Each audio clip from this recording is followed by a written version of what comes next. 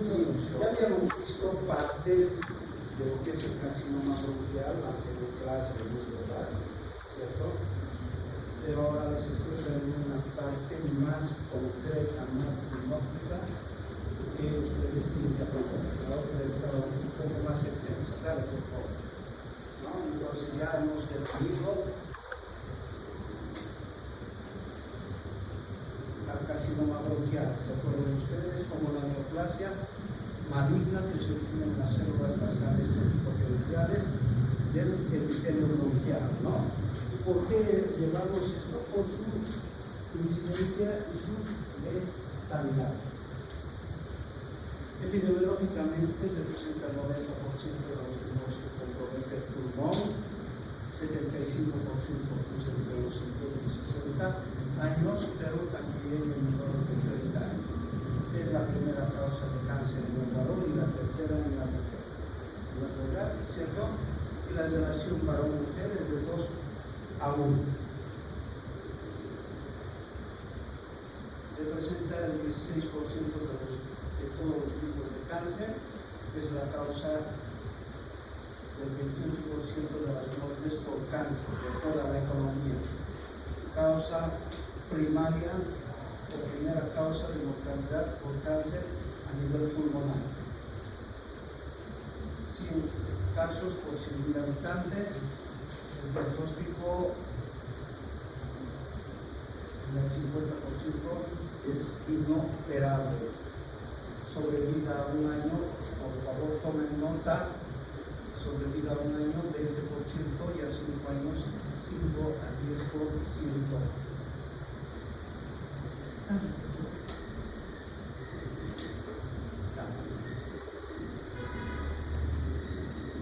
Quiero que tomen en cuenta esto. ¿Ya? La interacción de factores exógenos y la susceptibilidad individual, ¿no?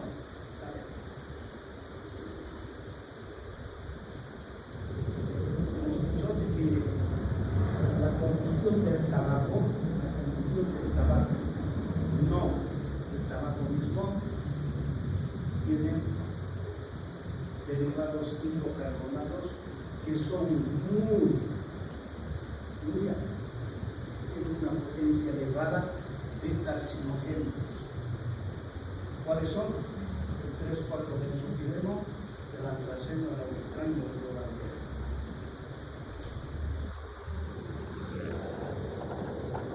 Este es un dato importante. Vamos a ver más adelante que la presentación del cáncer está en relación a la dosis, ¿cierto? En el que no tiene nada, no fuma, solamente se hace fumar, ¿no es verdad? 3 a 4 mil habitantes, cuando fuman de 10 a 20 cigarrillos, o sea, una cajetilla, se eleva a 60 por 100.000, y cuando fuman 2 cajetillas por día, 217. O sea, está en relación a la dosis del consumo de tabaco. Entre las sustancias carcinogénicas de importancia, ya hemos visto nosotros en 2 capítulos, ¿cierto? La asbestosis pulmonar y el mesoterioma, ¿se acuerdan? ¿No es verdad? ¿Cierto? Entonces, cuando el paciente se expone al asbesto, generalmente aumenta 10 veces más su incidencia de tener cáncer a nivel bronquial. Las radiaciones ionizantes también juegan un papel importante en la génesis del cáncer, como el uranio, el níquel, el cromo, el berilio.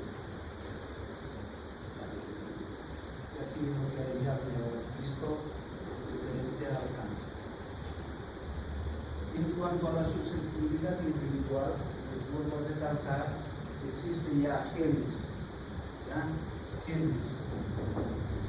que están relacionados con el cáncer pulmonar.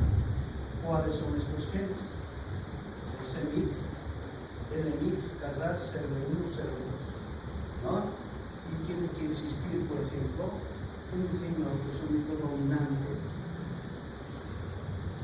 enfermedades pulmonares que tengan proliferación celular, ¿cierto? ¿Cuáles son estas? La tuberculosis, en primera instancia, la fibrosis intersticial difusa. ¿Ya visto eso? Este es un dato importante que ustedes tienen que tomar en cuenta. El efecto de los carcinogénicos depende de la dosis. Y esto está demostrado en el consumo del tabaco. ¿No es verdad? ¿Cierto?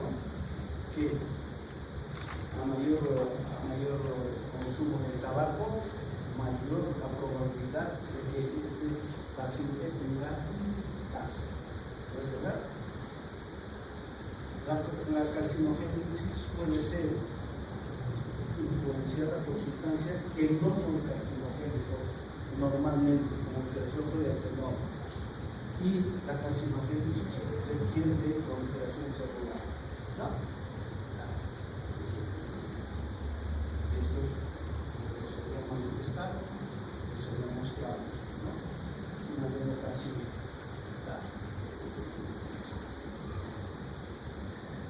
Patológicamente, esto quiero que tomen en cuenta, ¿verdad? Va a pasar por etapas el cáncer. Habíamos visto en su definición de que es un letal, ¿cierto? Y que cuando nosotros realizamos el diagnóstico del cáncer pulmonar, el 50% ya es inoperable. ¿Qué quiero decir? De que no tiene cura. Pero el cáncer pulmonar tiene cura.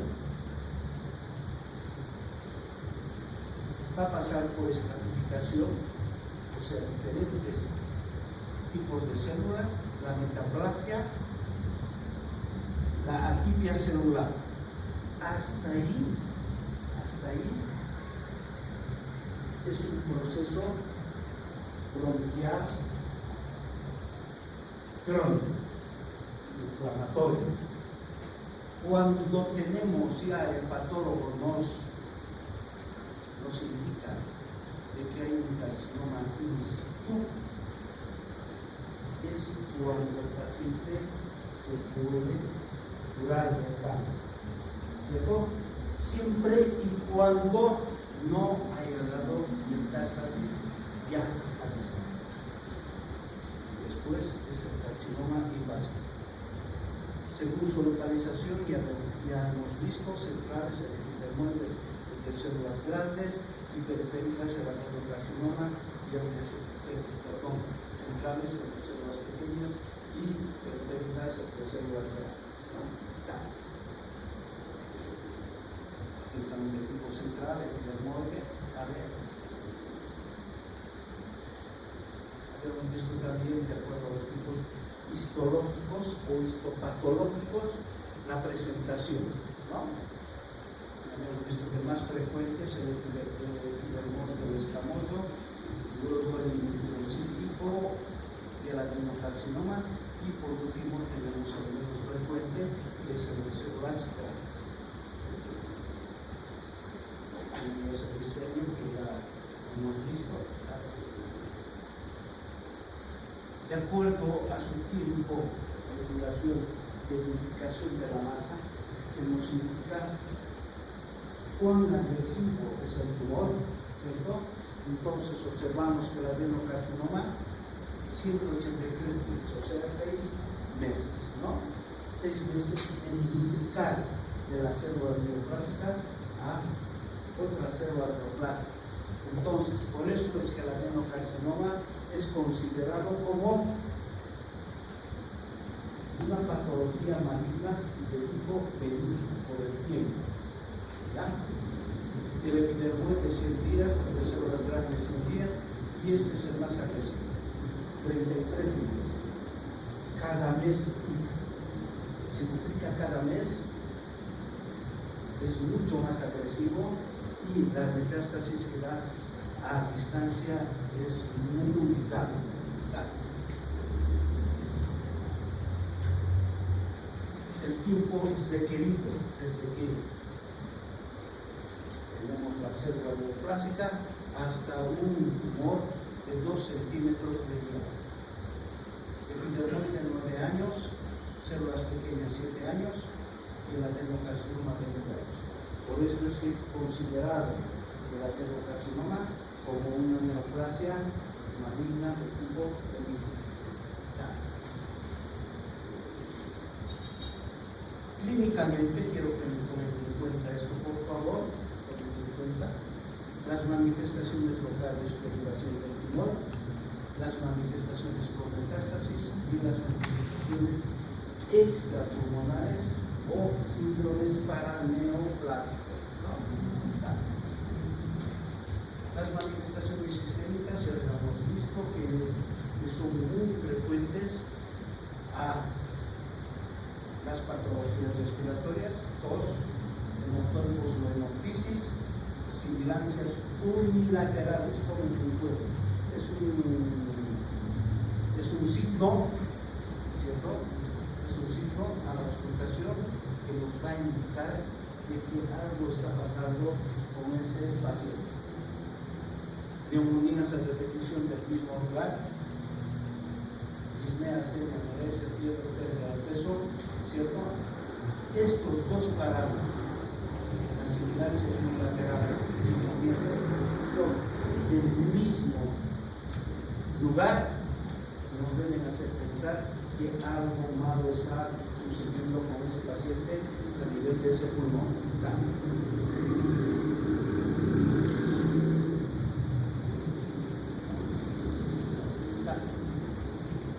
Las manifestaciones por invasión del tumor, ya hemos visto, el dolor torácico por invasión de la pleura parental, lo mismo va a suceder por el desarme pleural, que generalmente es de tipo hemático, ¿cierto? Hemosálpico, y el papadicolor generalmente está en el PAP5.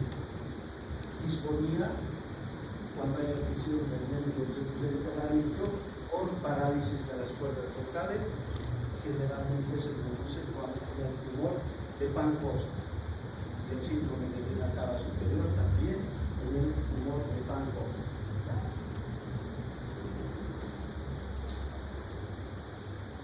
Las metástasis. Las metástasis generalmente el hueso 20%, cerebro 30%, hígado 39%, suprarrenal 25%, riñón 18%. ¿Cuáles son estas manifestaciones?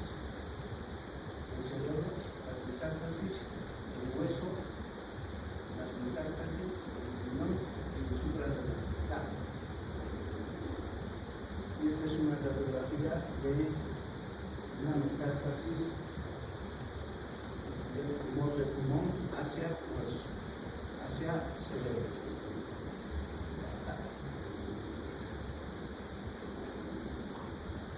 El riñón.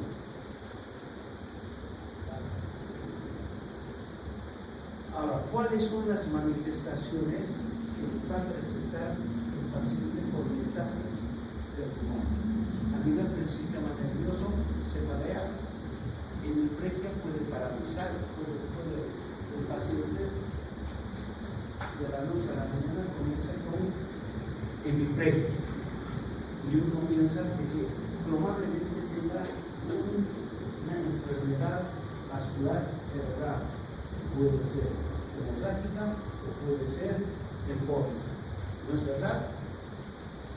O presenta trastornos de la personalidad. ¿Qué quiere decir? Se ha llevado psiquiatría, ¿no es verdad? ¿Cierto? No ha llevado psicología médica, ha llevado psicología médica.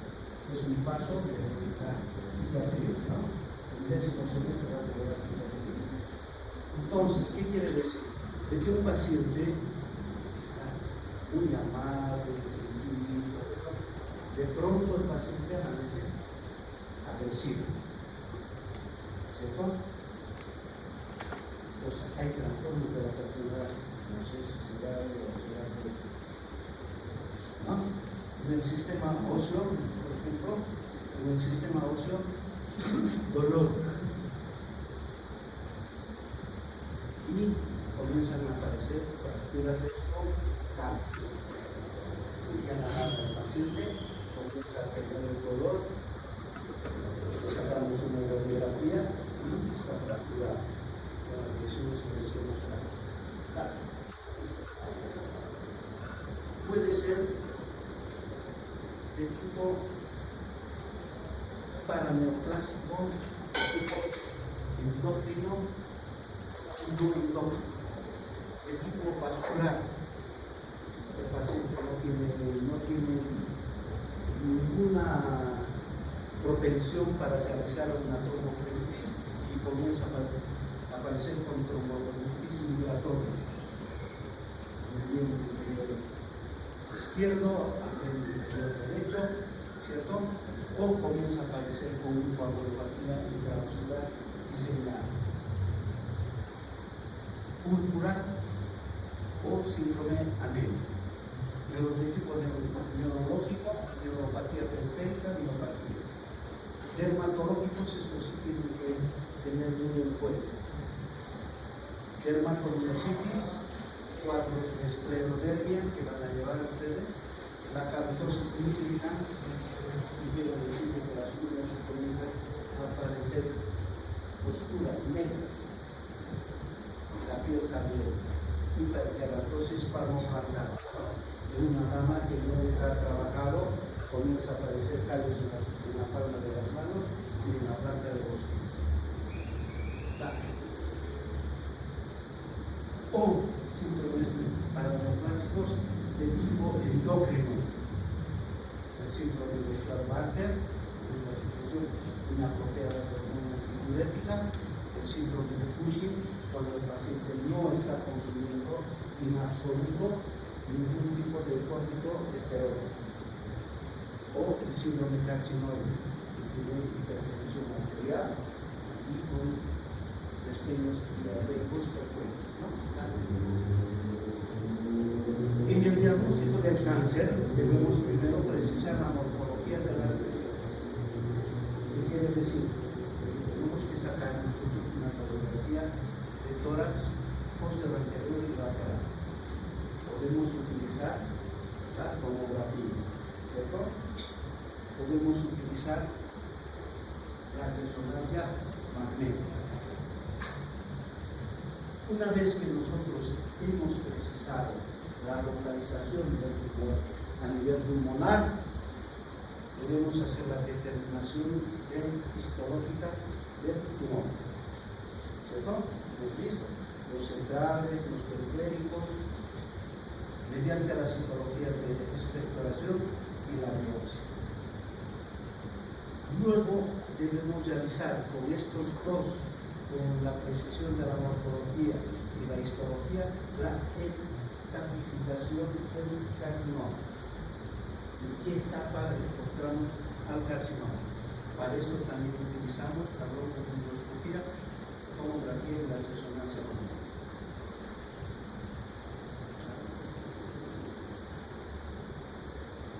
Este es un tumor, ¿vale? Ya ves que está, ¿no es verdad? ¿Cierto? De esta chica que hemos sacado un adenocarcinoma, las neumonías a repetición, ¿cierto? Tumor. Los dos tumores, es la primera vez que he tenido en toda mi experiencia, lo que les había manifestado, que en imagenología les han enseñado, ¿no es verdad? ¿Cierto? Que imágenes con calcio, calcificadas, generalmente son de tipo benigno, ¿no es verdad? Pero nosotros sacamos la próxima, por favor, sacamos directamente con broncofibroscopía de la lesión y era un adenocarcinoma.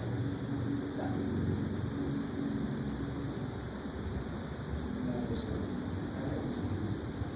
Aquí es un tumor. Este es un cáncer captado y que nos hace pensar mucho, ¿no?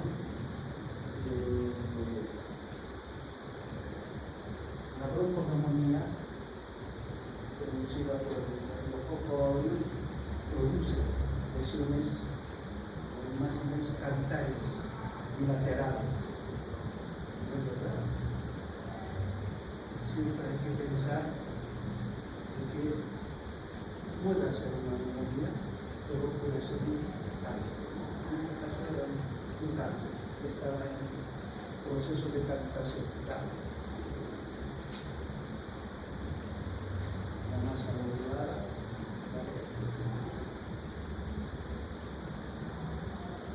es una gran masa. Una gran masa y una fibrosis. Este es un cáncer en un paciente que tiene silicosis pulmonar. ¿No? Y aquí ustedes pueden observar una lesión pequeña, una pequeña masa.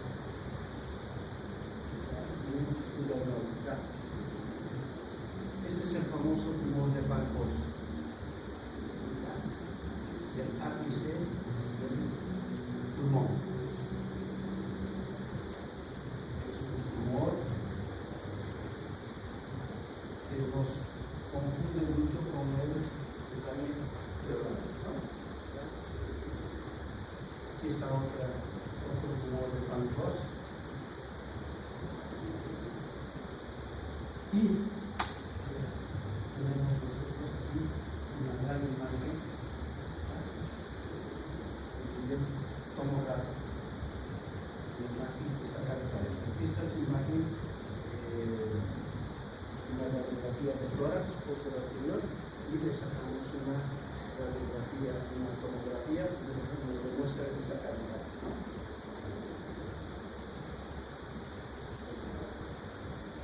El tercio inferior del tórax derecho y la gran masa. Múltiples nódulos y observen cómo está comprometido.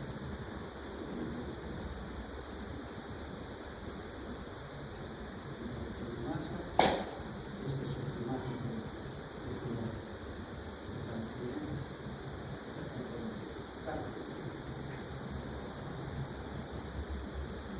A veces, cuando no tenemos mucha experiencia en lo que es imagenología, podemos confundir con elementos vasculares. ¿Qué elementos vasculares que hemos conocido a nivel del tórax pudieran semejar, pudieran darnos como tumor a nivel del mediastino?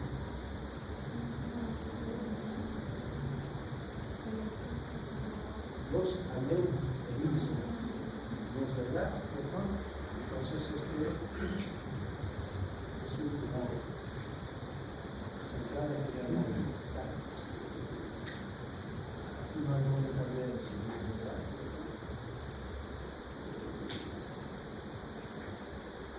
Podemos utilizar también lo que hemos llamado los radiosismótopos, la gammagrafía, pero lo que estamos utilizando actualmente es para determinar la estructura del tumor en el pre y en el post tratamiento, para determinar, ¿cierto? Este es el PET scan. Y el PET scan nos sirve para determinar si ha dado metástasis de a qué lugar, y determinar si esa es una lesión benigna o es una lesión maligna. ¿Vale? Fíjense ustedes, cuando estaba pretratamiento, ¿cierto? Y post-tratamiento. El tumor ha disminuido, ¿no es verdad? Pero el tumor de la parte inferior, no.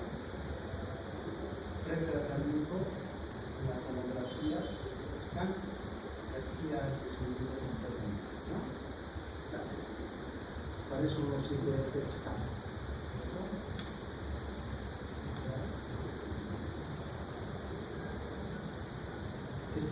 emisión de positrones, es el mismo PET scan, donde observamos una masa, y aquí observamos la masa. Observamos la masa directamente en la foto de la tomografía y aquí observamos el PET scan. Muy bien. ¿Cuáles son los métodos invasivos que les voy a preguntar? Métodos invasivos del diagnóstico. Tropofibroscopía tiene 94% de especificidad. Tiene un 6% de que puede darnos un falso negativo. ¿Ya? La punción transtorácica, tumores grandes, 95% de especificidad.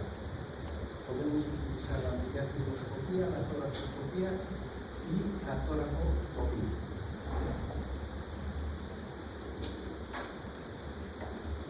¿Cómo realizamos o debemos realizar el diagnóstico precoz del cáncer de pulmón? Una sospecha clínica cuando el paciente es mayor de 40 años, presenta neumonías de la misma localización o presenta con discapacidad disfonía, ¿cierto?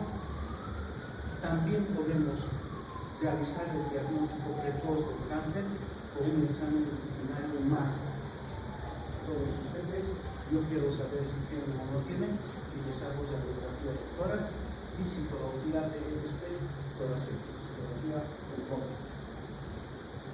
Y por último, podemos, para determinar ese cáncer in situ, donde se puede curar el cáncer, hacer la endoscopía con fluorescencia, ¿no?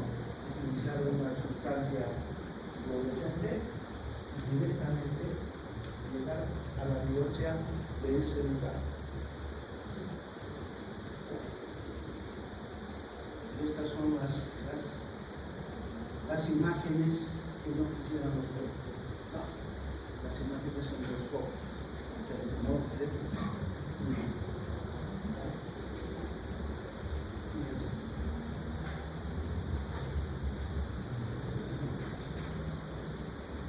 presentan así masas lobuladas.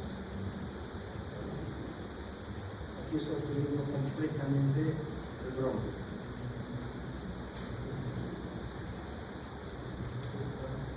Una de ustedes ha visto, ¿no? ¿No? Sí. Dos. ¿Cierto? No hemos visto.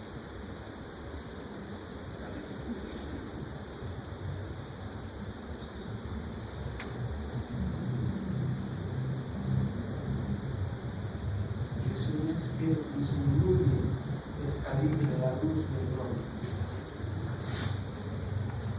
Lesiones que se presentan en la mucosa del bronquio, donde debemos realizar la biopsia de esa mucosa.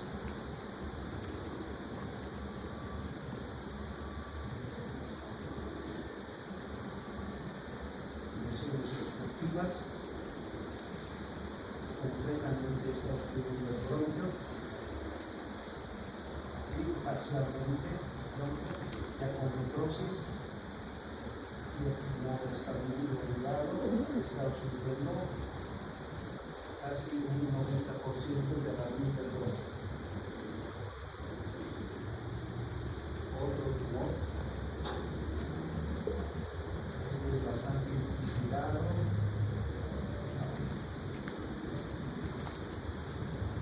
Este es un pediculado, tumor pedicular.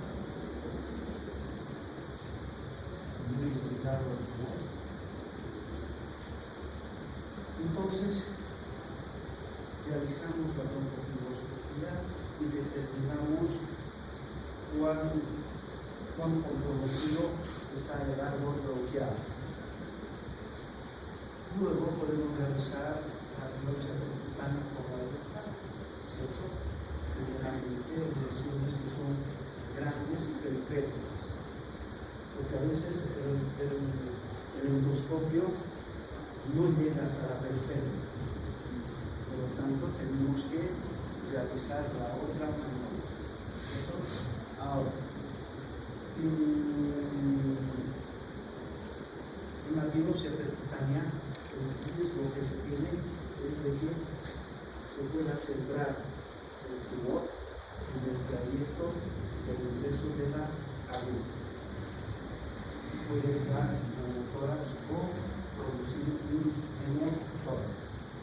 También podemos hacer la mediastinoscopia, ¿cierto? Para determinar si ya existen cambios mediastínicos producto del tumor.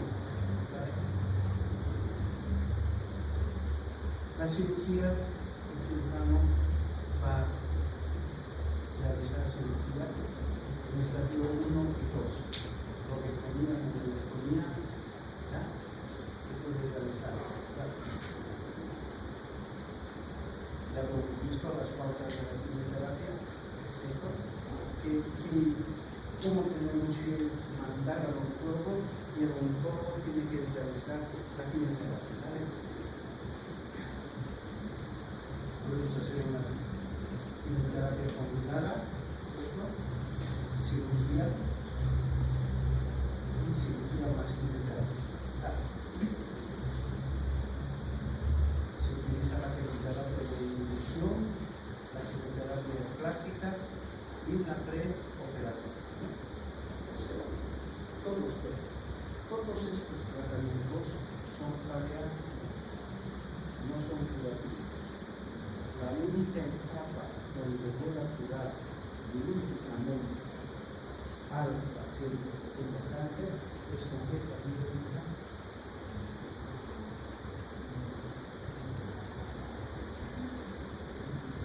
¿Qué está bien? Carcinoma in situ. Carcinoma in situ, ¿cierto? Carcinoma in situ o microinvasor, que solamente se encuentra en mucosa. ¿No te gusta tu celular? Dale, nosotros vamos a aprovechar. Los fármacos que utilizamos es la ciclofosfamida, la doxorubicina, la vincristina, nitrogueas, cetocosis, que nosotros no realizamos, sino después el oncólogo que realiza el tratamiento. El cirujano oncólogo como el cirujano doctor son los que realizan el tratamiento quirúrgico. Para tanto amor y un caso.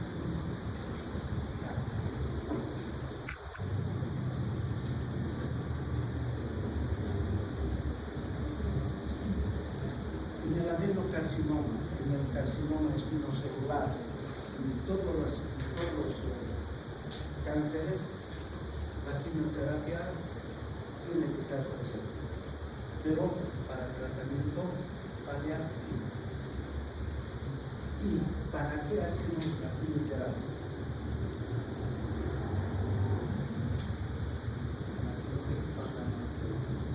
Muy bien. Y otra cosa, si ya se expandió, nosotros no podemos hacer una radioterapia, por ejemplo, a nivel del cerebro. Entonces utilizamos la quimioterapia para tratar la metástasis, para disminuir el tamaño del tumor de la metástasis y disminuir de esta manera la sintomatología que nos está presentando. ¿Ya? Normalmente el tratamiento es siempre paliativo. La baraquiterapia antiguamente se utilizaba mucho la cobaltoterapia, ¿no es verdad? Donde se agarraba y se colocaba al paciente y se quemaba el pulmón con la radioterapia. Pero concomitantemente no solamente era localizada, sino de que tomaba todas las estructuras. Y de ahí que teníamos nosotros las neumonías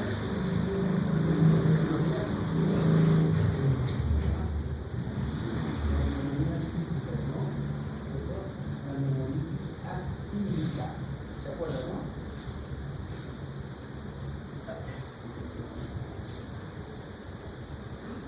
Se puede utilizar combinado la cirugía y la radioterapia. La radioterapia y cirugía.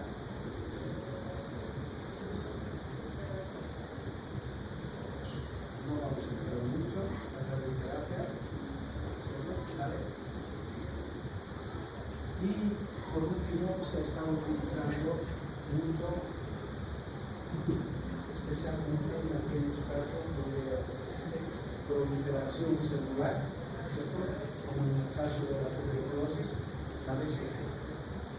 Pero son estudios que han quedado ahí, se quedan solamente en el recuerdo y que no ha tenido un éxito. Yo creo que eso es lo último que hablamos sobre este tema. ¿Alguna pregunta, jóvenes?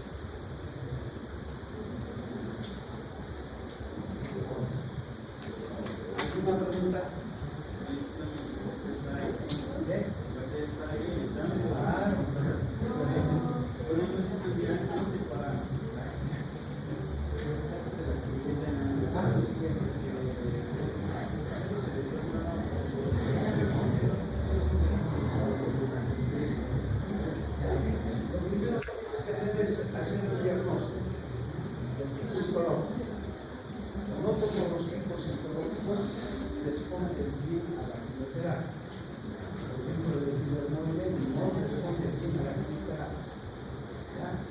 Pero sí a la adenocarcinoma se responde bastante bien a la quimioterapia. Entonces, tú diagnosticas, realizas la clasificación del tumor, ¿cierto? Y le envías al oncólogo. El oncólogo, entonces, de acuerdo al tipo histopatológico que está produciendo el cáncer, hace su esquema de quimioterapia. Posteriormente puede utilizar lo que es la radioterapia. Y si ve que el tumor está produciendo cuadros de obstrucción colocal, entonces llama al cirujano oncólogo y realiza el cáncer. Pero todo el tratamiento es paliativo. El único tratamiento curativo es tratar de que nosotros diagnosticamos carcinoma microinvasor o invisible. ¿Otra pregunta? Yo les voy a contar el martes.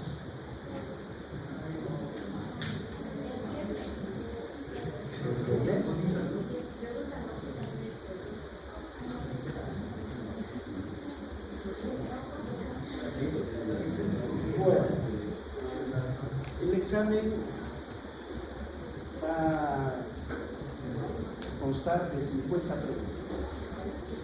50 preguntas.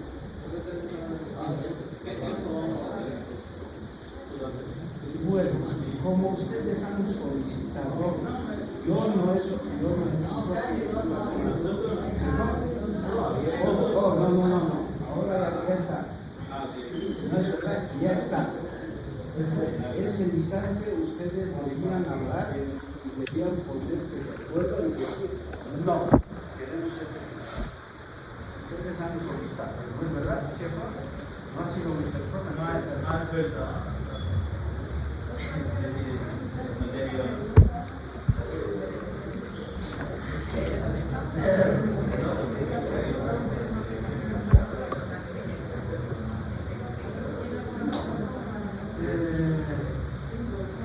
Como les he dicho, las preguntas van a ser con claro.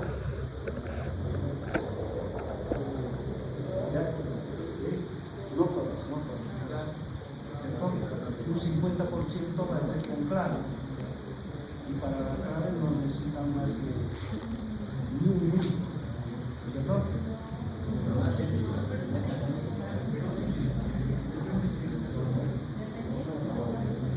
Que sea abierto todo.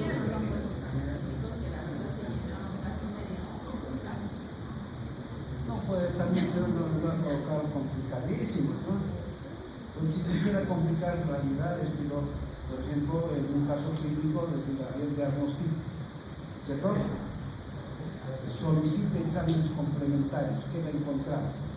Y se realiza el tratamiento. No, eso es complicar la vida, ¿cierto? Les doy el caso clínico y les digo, ¿qué es? Ya dije, porque ya les he dado las pautas necesarias Por ejemplo, qué encontramos en la radiografía, qué encontramos en otros exámenes complementarios que nos apuntan directamente a la patología, ¿verdad? Y además que deben tomados de paso. ¿Sí o no? Las preguntas se repiten, solo de diferente forma.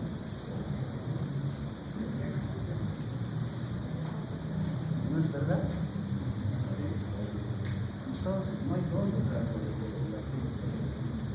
Lo único que les deseo es suerte. Pero tienen que estudiar. Tienen que estudiar. Por ejemplo, la cardióloga está estudiando muy bien. Entonces, ese es el problema, jóvenes. Entiendo.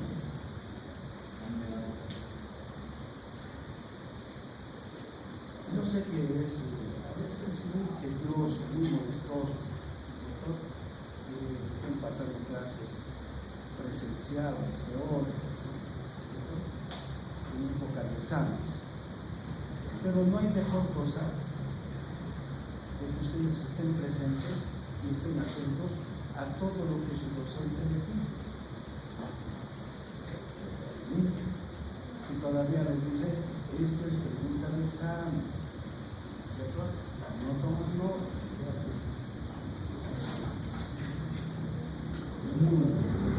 ¿Alguna otra pregunta? ¿Alguna cosa les preguntar?